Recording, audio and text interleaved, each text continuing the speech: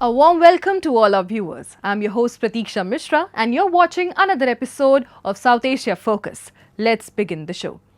In a significant move aimed at boosting domestic demand and providing relief to both consumers and businesses, India has announced sweeping tax reforms under the goods and services tax regime.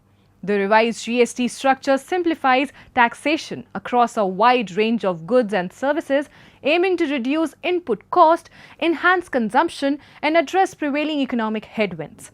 Our reports take a closer look at the key changes and their potential implications across sectors. Take a look. India is taking bold steps to strengthen its economy and support consumers and businesses in a challenging global environment.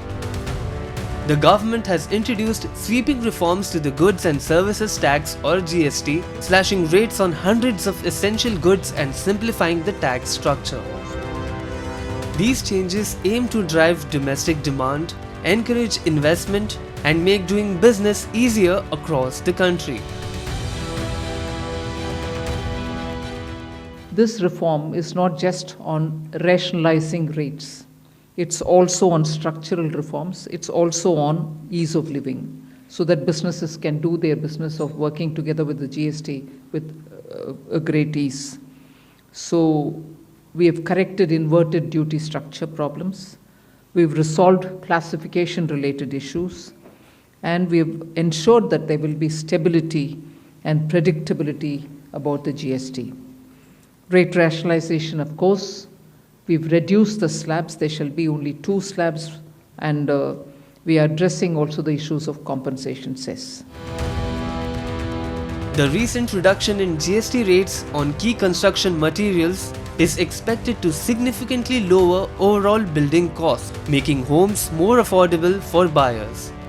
This move is likely to stimulate fresh investment in the housing sector, encourage the launch of new residential projects, and provide a much-needed boost to real estate demand, particularly in the affordable and mid-income house segments. Lower input costs will not reduce the financial burden on developers, but also improve project viability and profitability, enabling them to pass on cost benefits to end users. The health sector has also welcomed the reforms, highlighting how reduced GST rates and structural changes will lower costs for both healthcare providers and patients, improving accessibility. The cost of insurance to people who are seeking insurance is now much less, and even if the insurance companies do decide to add some cost, that is with the insurance companies, but it has made it much more affordable and enabled access into healthcare.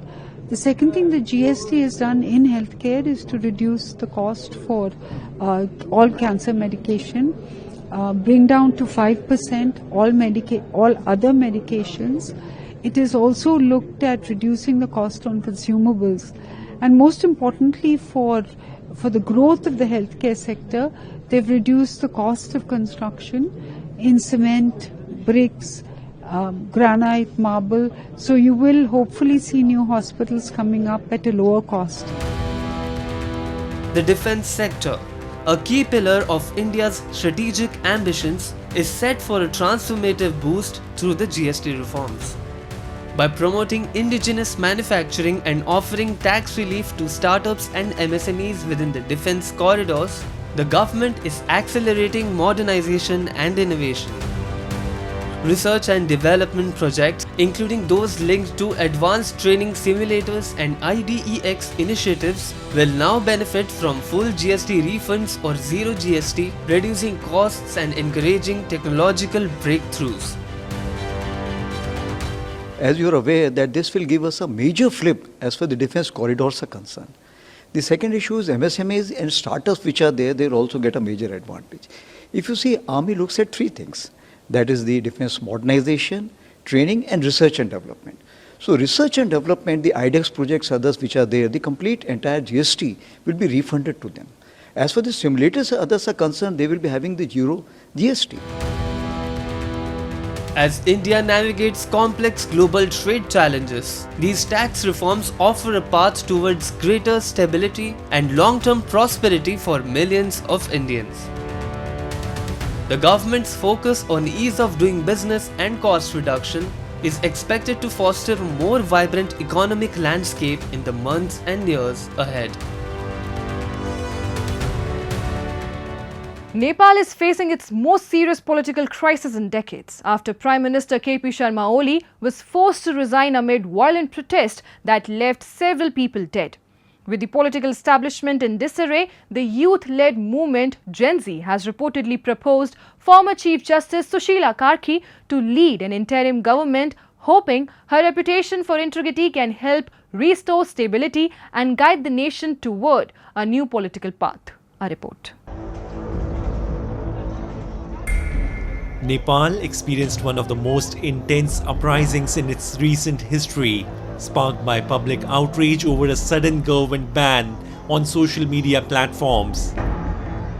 What initially started as frustration quickly escalated into widespread unrest, primarily driven by the nation's youth.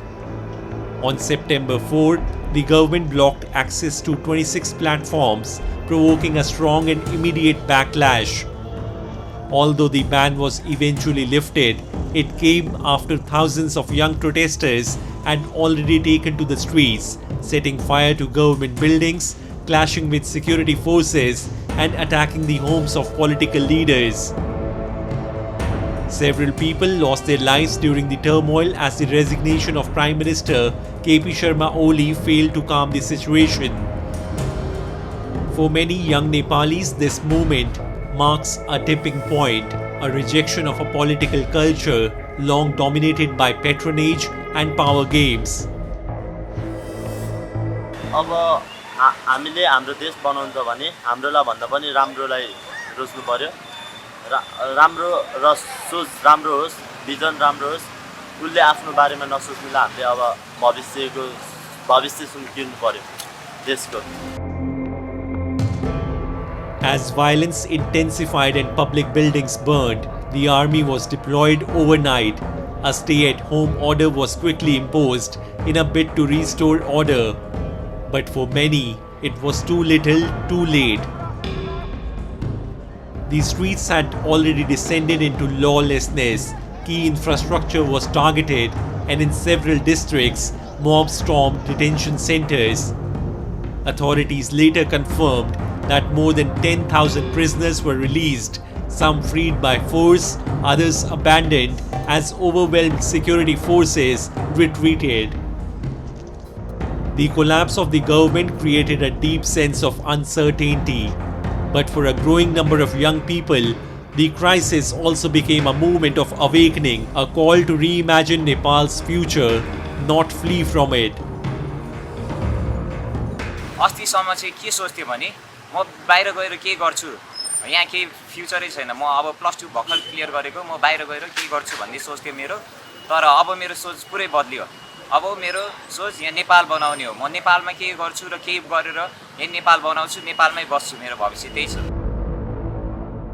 With the government toppled and political leaders scrambling, the question now is who will lead Nepal out of this crisis? In a sign of how the movement has been shaped by digital activism, the protesters held an online vote through the platform Discord.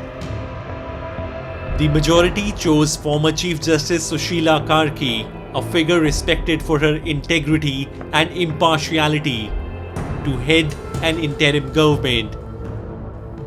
However, focus has turned to Kathmandu's young mayor Balendra Shah, with online campaigns rallying support for him as the potential future leader of the Himalayan nation.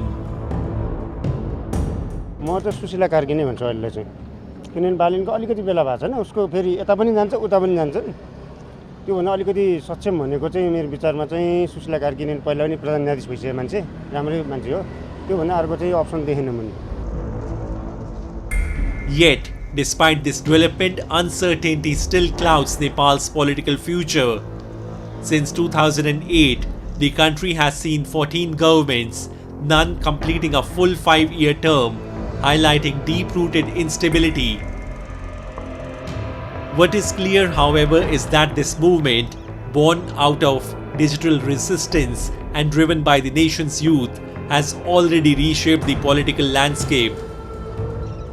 Whether this shift will bring about meaningful reform or slide Nepal further into chaos depends on how the new leaders, civil society, and protest groups navigate the coming weeks and months. The government may have fallen, but the road ahead remains uncertain.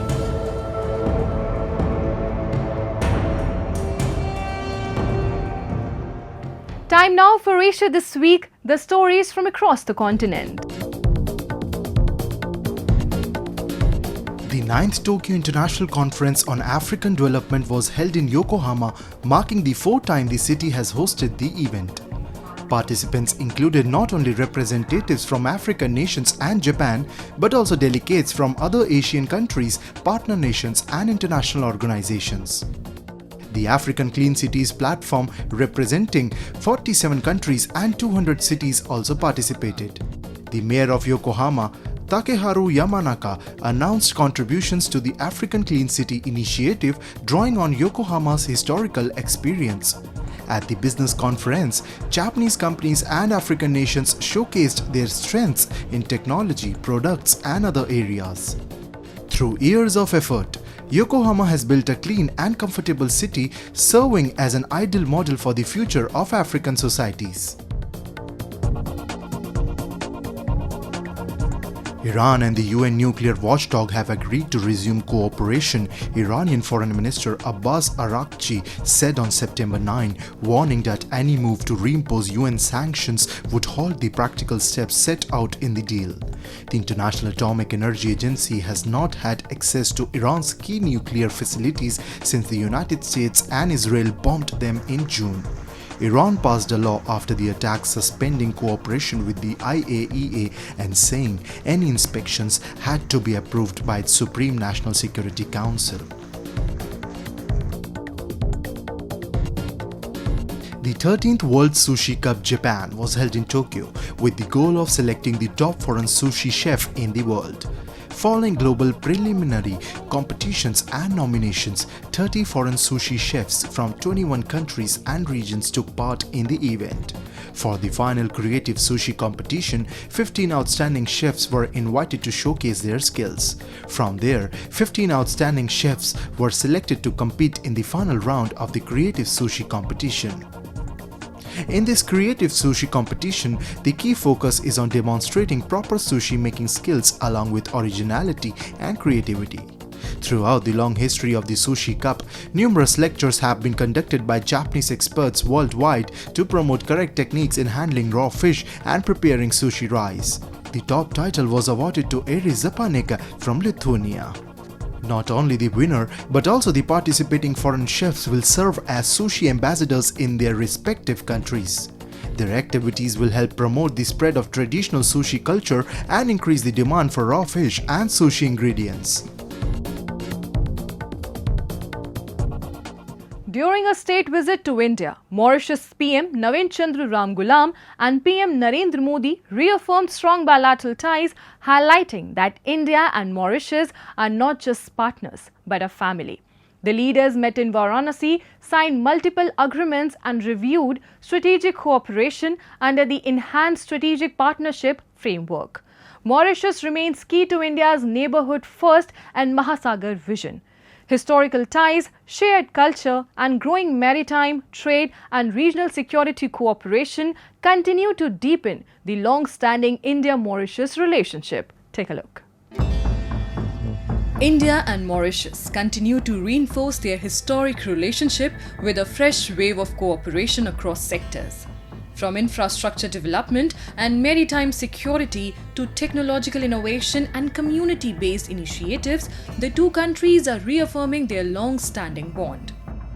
Recently, Prime Minister Narendra Modi held wide-ranging bilateral talks with his Mauritian counterpart, Prime Minister Navin Chandra Ramgoolam, in Varanasi.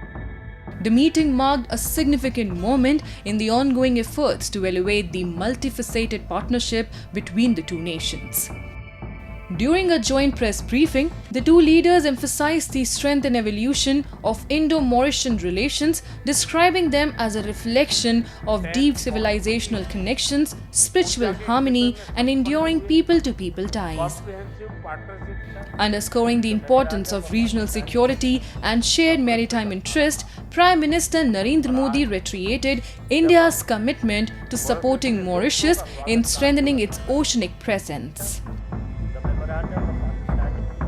Free, open, secure, स्थिर और समृद्ध हिंद महासागर हमारी साझा प्राथमिकता है।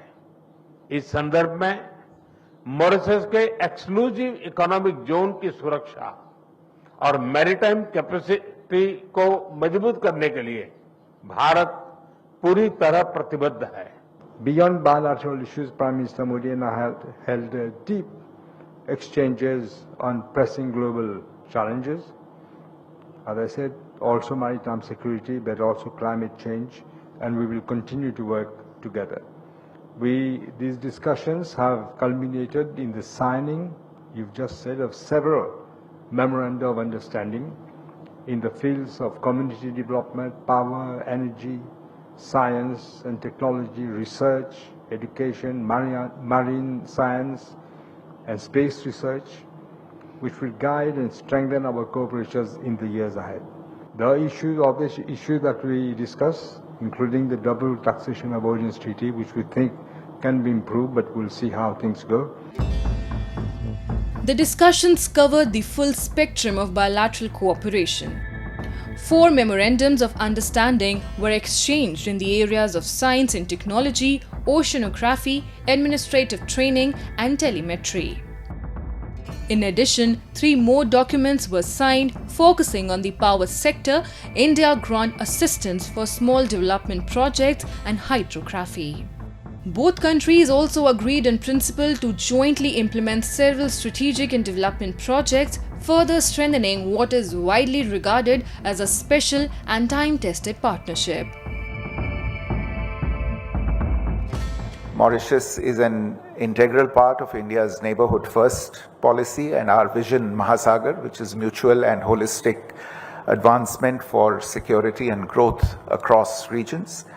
It is also a very important part, Mauritius, of our commitment to the global south.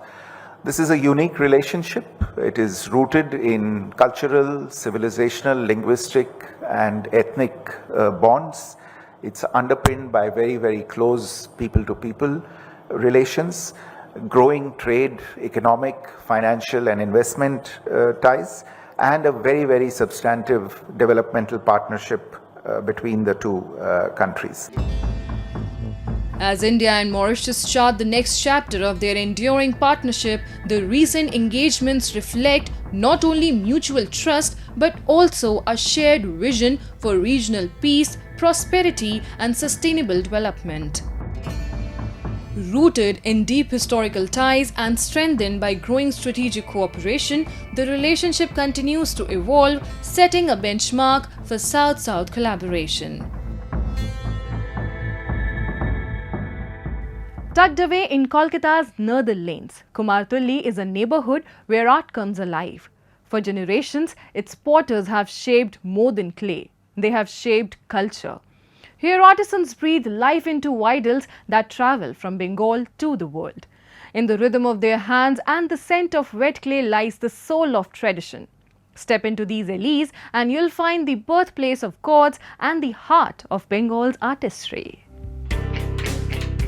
With every touch of clay, divinity awakens. Eyes open, forms rise, and gods are born through the artisan's timeless hands.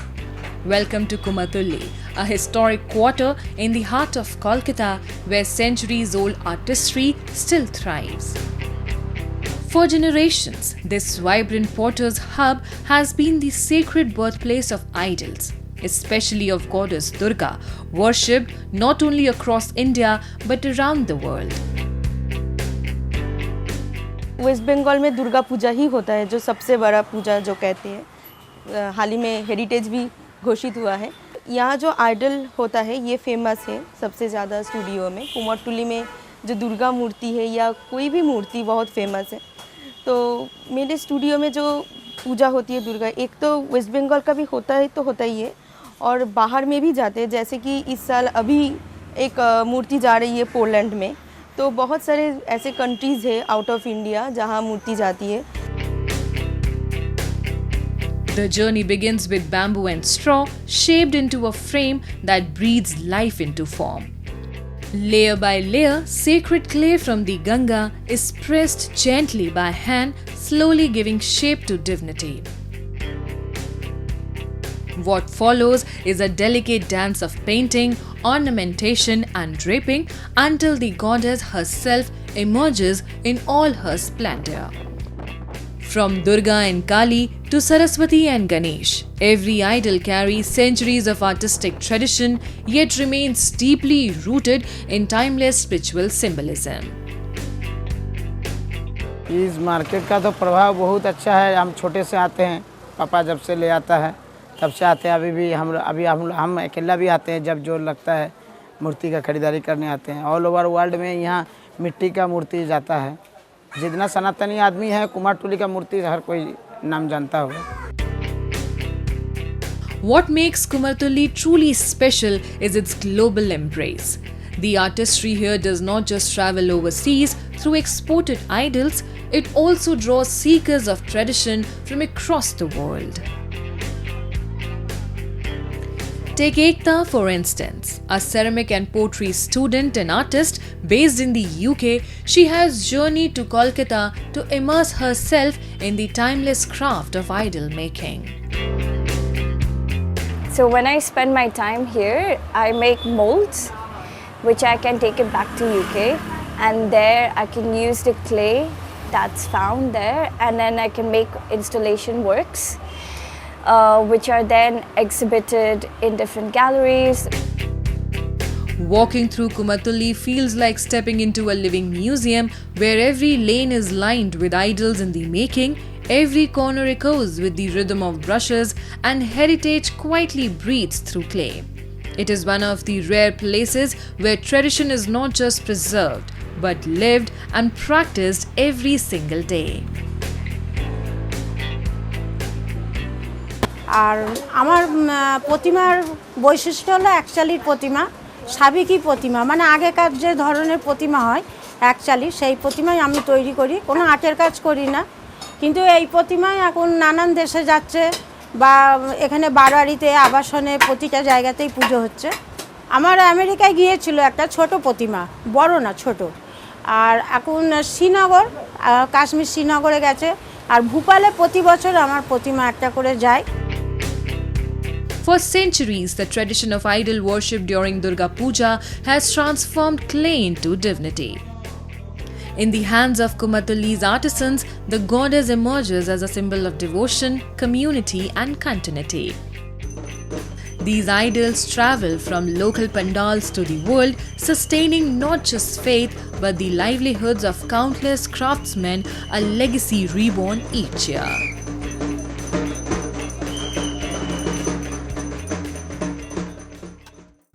From narrow lanes to global stages, Kumartuli's art knows no borders. And with that, we come to the end of this week's episode. See you next week. Till then, goodbye and take care.